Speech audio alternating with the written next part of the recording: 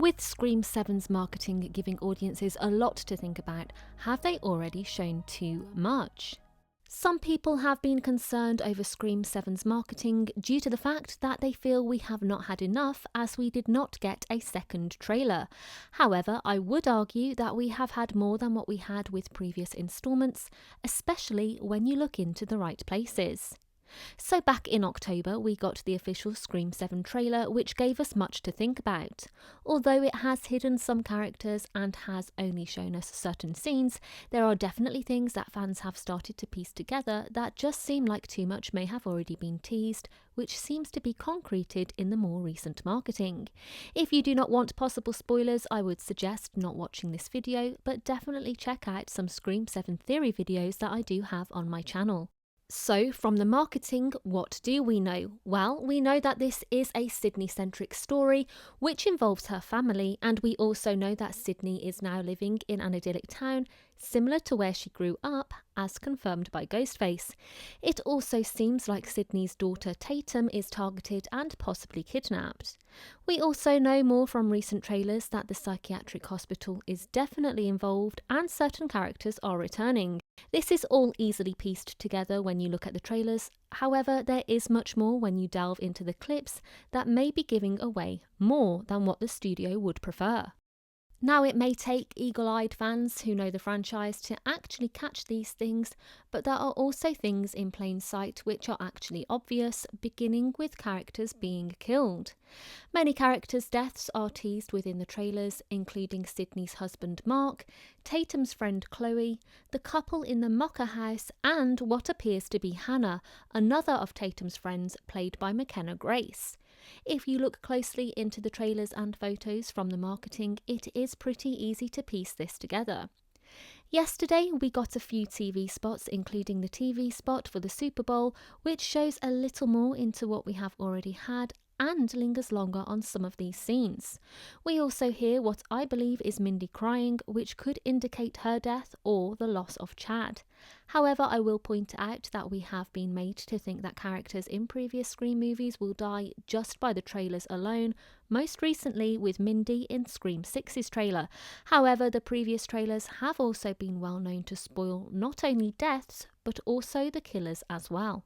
Moving on to the killers, this is something that has also been teased in the marketing. In a video I made in November, I mentioned that Scream 7 may have teased the killers, and in particular, I pointed out McKenna Grace wearing a blue checked skirt. Now, whilst blue flannel and checked shirts have been known to be a clothing staple for the killers in the series, the skirt actually seems to suggest a red herring rather than a killer, as we saw with Liv in Scream 5. There is one character within the marketing who is very clearly wearing a blue flannel shirt, very similar to the one worn by Charlie in Scream 4. If you look here on one of the posters, you will see exactly who I am on about. This definitely seems to be teasing this theory. As this is a well-known Easter egg within the franchise, it seems like they are toying with us once again to see if we are still paying attention.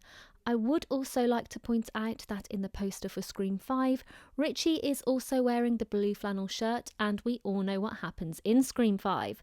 However, as mentioned in my video from November, a blue flannel shirt does not necessarily point to being a killer, as we have seen characters who are not killers wear these types of shirt as well. Speaking of posters, we have had a few posters for this movie, which has definitely been exciting. Although they have all been different, they have mostly hinted at one thing. This is all linked to the past. Now, there are so many theories on what this could mean, with one being Stu Mocker being the killer. I don't think that this is Stu, and I do not think that he is alive at all, but the marketing is heavily implying something more to do with Stu than just AI. For me, what the marketing is actually hinting is that Stu is dead and that it may link back to him, but instead of being him or his family, it's someone who wants to shut the whole thing down. The line where the killer indicates that they are going to burn it all down and the shots of Stu Mocker's house burning down pretty much cement this in my head. I know plenty of you want Stu to be alive and will see this differently, which is great as it does keep the conversation going, so please do let me know if you do see this from a different angle. In yesterday's trailer, I did also pick up on a curfew being in place, which also hints back to the first movie, as we haven't really seen a curfew be implemented to this level since the original. Putting the main marketing to one side, I do just want to delve deeper into other marketing which may have gone unnoticed by some. In the UK, we have a show called The Traitors. There are many different versions of the show around the world. However, this year in the UK version, we had a twist which shook up the game and the audience. If you don't know what The Traitors is, it's a game show which includes some players being faithful and trying to hunt down the traitors, and some players who are traitors who need to kill the faithful and be the last one standing to win the money.